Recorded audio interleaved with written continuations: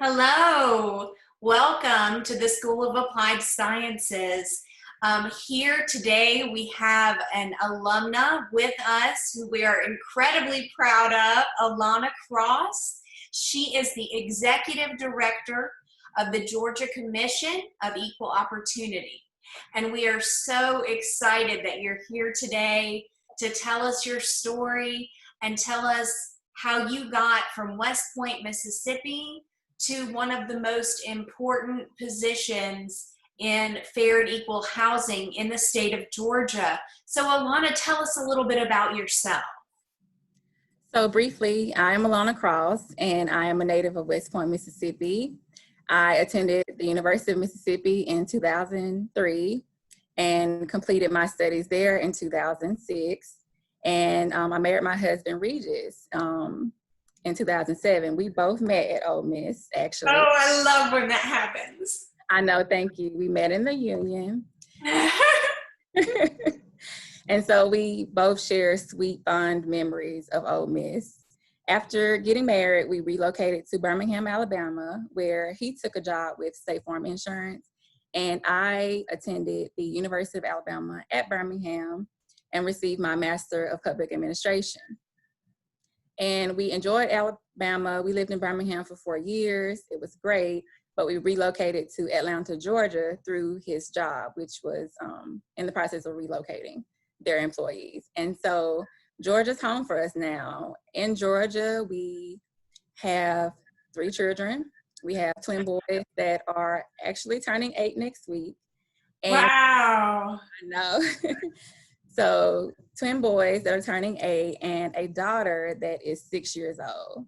And they keep me busy, balancing I can't imagine. Work, yes, and being a parent. So I started this position in 2012, not particularly this position that I'm currently in, but with this agency in 2012 as a compliance officer. And I have just continued to climb the ladder, and I am now the executive director of the agency. That is amazing. Thank you, think Sarah. I really want our audience to understand this. The governor, did he appoint you to this position? Yes. Ordinarily, this position is appointed and it's normally not an employee. And I am still ecstatic and thankful and grateful for Governor Kemp believing in my leadership and that I can handle the position and appointing me as a former employee to this agency. It's a great agency to work for. I want you to share what good work, how you are changing the world and improving lives for the people of Georgia. Well, Sarah, as I stated, I have the privilege of leading a state agency called the Georgia Commission on Equal Opportunity, which is under the auspices of the Office of the Governor. And as the executive director, my primary duty is to oversee the agency, which consists of 2 divisions, the Equal Employment Division and the Fair Housing Division. And we're charged with the mission of safeguarding individuals from discrimination in both employment and housing. And we do that through investigating highly complex cases of discrimination in those specific areas. And we enforce the Georgia Fair Employment Practices Act, as well as the Georgia Fair Housing Law. And we strive to eliminate systemic discrimination by making sure employers and housing providers are complying with the law through that enforcement. Right. Often with discrimination in both housing and the workplace, it can sometimes take a subtle or hard to identify forms. And even though the policy that facilitates the discrimination occurs openly and in plain sight, our office is the avenue by which citizens and complainants can solve and submit their allegations of discrimination and file their complaints. We have complaints ranging from a 7-figure single mother of 4 being denied the opportunity to temporarily rent a home before purchasing it in an immaculate community because of her family size, or an employee being denied the opportunity to have an emotional support animal in the workplace in order to function and perform his job on the same level as his peers.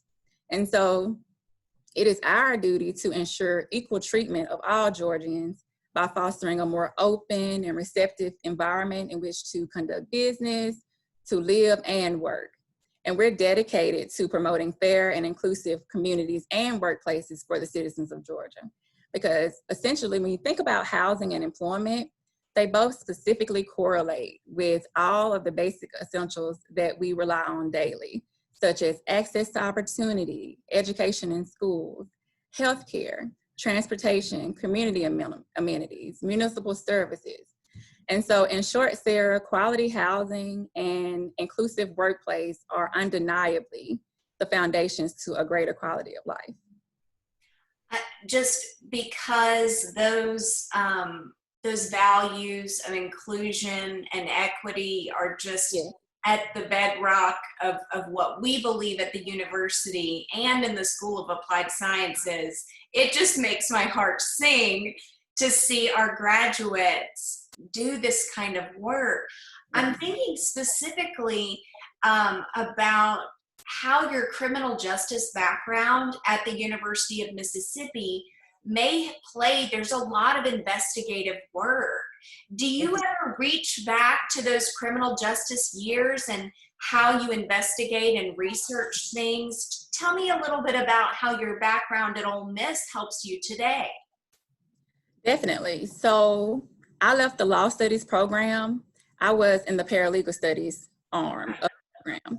And so I left with a wealth of knowledge in a variety of areas of the law, ranging from drafting appellate briefs to learning the rules of civil procedure, to conducting advanced legal research and writing, to interviewing clients and witnesses, which have all aided in my growth and advancement in my career. But the most instrumental preparation that I received from that program was the specialized experience through the internship program that they require. Definitely. I had the pleasure of interning with the Lafayette County Chancery Clerk's Office, which was the best introduction to public service, in my opinion. Wonderful. It was wonderful, Sarah.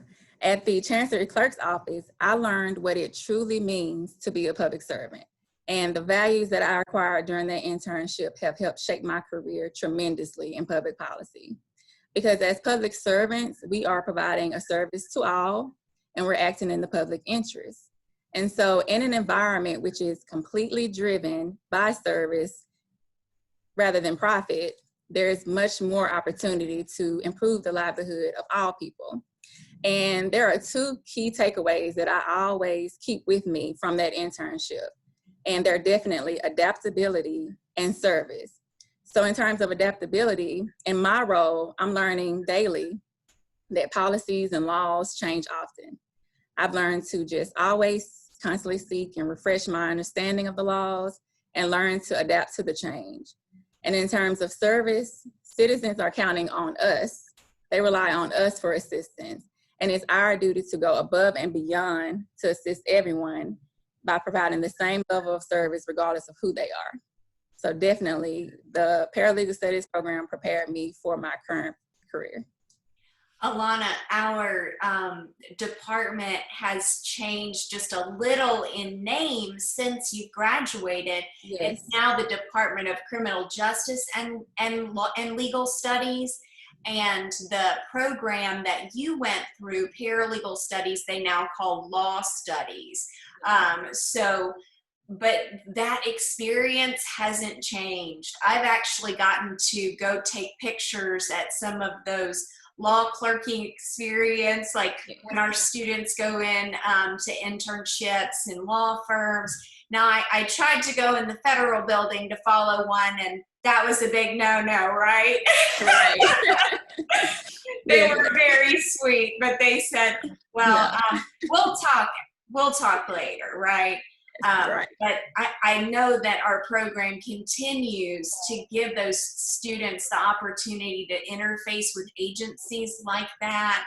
And I'm so glad to hear that your experience in what is now called law studies is a big part of what you're doing in public policy and interfacing with government agencies. Definitely. So I have to ask, did you have a favorite teacher in your program? I did have a favorite teacher at Ole Miss, and she wasn't exactly in my program, but I did get to attend her class, and it's none other than Dr. Ethel Skurlock. She was my African American literature professor in spring 2006, and it will be impossible to find one of her former students that did not love her as a professor, because she really was actually more than a professor. She took a personal interest in her students. She made sure she developed a personable relationship with us. She consistently encouraged us to keep pushing forward no matter how difficult the task may be. And Sarah, she had a dynamic enthusiasm during her lectures, which had a way of drawing you in. And so you could tell she was really passionate about literature. And that's what I loved about the paralegal studies program, because I could just also cover my bases as far as the law, but I also had the opportunity to take other classes and other electives. And I thoroughly enjoyed that American literature class under Dr. Ethel Skurlock. And actually, we've remained connected via social media. Oh, great. Yes.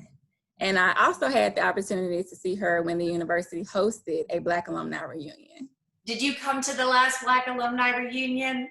I did. I had a ball, Sarah. Everybody tells me they had the best time. I watched on social media as everybody was going nuts, having a great time at the reunion. I'm so glad to hear that. Thank you. Well, good. That's great. Well, listen, I want to know, you have come so far and you advanced your degrees. You are in such a great position, and I know you have so much advice to give. And you got there in such an interesting way. What advice would you give to future students in law studies, really, or public policy, anybody at the university who might want to pursue a path like you? Thank you, Sarah. From an academic and professional development standpoint, I would definitely recommend that they consider graduate school or law school, because they will definitely need the advanced specialized coursework in order to be successful in a career in law or public policy. I would also encourage them to maximize every single networking opportunity that they're presented with, starting with their undergraduate faculty and staff, because that will help them gain access to the necessary resources that will foster their career development. But most importantly for me, it's passion. Passion is often overlooked, but essentially it's the most important factor to consider when you're trying to decide between your careers. And working in a career that you're passionately interested in can be the greatest reward. It can lead to professional benefits that are entirely unexpected. So, and in terms of a political and public policy career, that work significantly impacts and improves the lives of citizens. And so whether it's in the field of housing or employment, economic development, education, protecting our children, it's an enormous responsibility that can sometimes be a thankless job or require you to make an unpopular decision that may not be popular with everyone. And so I would advise them to make sure that the career is something that they're passionate about, that it would be meaningful for them, fulfilling for them. And that's really the best advice that I can provide, because when you're passionate about your career and the work that you do, it would never feel like work. I absolutely love what I do every day. It just doesn't feel like work to me. That's when you know you found your path, right? Definitely. Well, when are we going to get you back on campus? I was hoping to come to a game this fall, but of course with the coronavirus pandemic, right, really traveling much, and I'm hoping 2021 I will be back on campus. That's our year. That's our year. That's the year everyone is shooting for. That's right. Well, listen, when you come back to campus, please come to the School of Applied Sciences. I would love to shake your hand. We'd love to give you a tour of our new complex that you get to call home anytime you want to come back and see us. If you ever want to meet with our students and do any sort of Zoom has been great for classes. we would just be honored to have you speak really with our social work students, our law studies, our criminal justice. There's so many people that could benefit from your knowledge and experience. So we will stay connected. And I thank you so much for joining me today. Is there anything else you want to share? Any shout outs you'd like to give? Well, Sarah, I just want to thank you very much for having me. I was so excited to get the opportunity to sit down and chat with you about my path from Ole Miss to present.